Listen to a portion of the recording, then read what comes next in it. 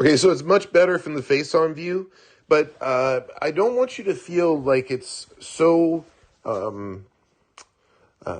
difficult to do what it is that I'm asking of you to do, where you say, the only way I can get into the setup position is if I arrange your foot in a particular way or whatever it was that you were referring to. It's not that difficult. You know, what I teach is actually very simple, and there's a wide margin for error. You just have to have your left shoulder over your left hip, which is over your left foot, which is what you do now, right? So that's a good start. Now we got the weight over onto the lead side.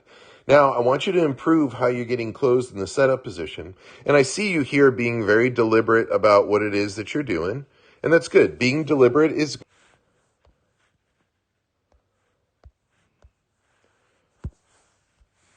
I just need you to be deliberate in a different way. So as you're making this pivot, it seems like it's all about dropping your right foot back and closing your hips, right? That's not bad. That's not exactly what I'm doing, but it's not bad.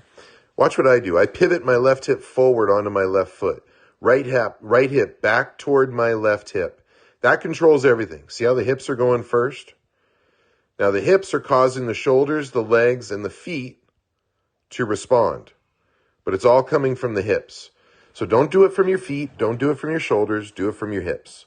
That's the way that you can mimic what it is that I do. That's the source of movement in our bodies. The hips are the source of movement in whatever you're doing. It's all about your hips. In martial arts, they call your hips the master. Then from there, I grip and I sole the club without giving up the closed setup. So you see how much of my chest you still see in my lap? As you grip and sole the club, see how your your right arm comes forward to reach for the ball? That's only because you're too far away from the ball to begin with.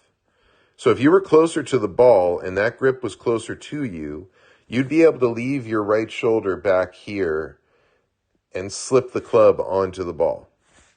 Onto the club. Slip the hand, oh my goodness. Slip your hand onto your club. But instead, as you come forward, the right shoulder comes forward a bit. You're reaching for it. So you're a little too far away from the ball. So what I want you to do is just reset for a second. You know, what I teach is not that difficult. If it was, I wouldn't teach it. Because I wouldn't want to live a life where I had to tell you, okay, you got to put your this at 2 degrees and that at 4 degrees and this at 7 degrees. I wouldn't do it. I want to shoot myself in the head. So instead, what I teach is a lot simpler than I think you're going about applying it. So watch me here. Pivot the left hip forward onto my left foot. Right hip back toward my left heel. I would just practice that for a moment.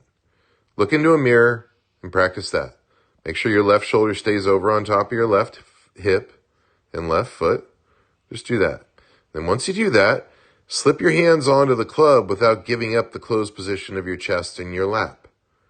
See that? Not giving up that closed position of my chest.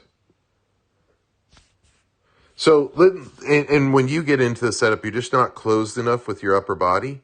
So we're going to see a swing path that's not going to be ideal. And that's okay. Don't worry about it. I'm glad to see that you got your left shoulder over on top of your left hip.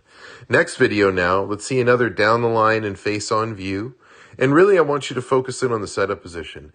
Make it something that's more comfortable, which takes time to do, but alleviate yourself from the stress that you need to be in some perfect position. And simply do as I do with the hips, and you'll find that you'll end up in a very similar position as to what I'm in. Now, your right foot is further back than mine. That's a good thing for you. That helps you to do what it is that I'm doing. Allow your right foot to be further back too. As you're showing here, just make everything come out of the hips. So that right foot will be further back like it is now, but it's because the hips caused it to happen, not because the foot just went backwards.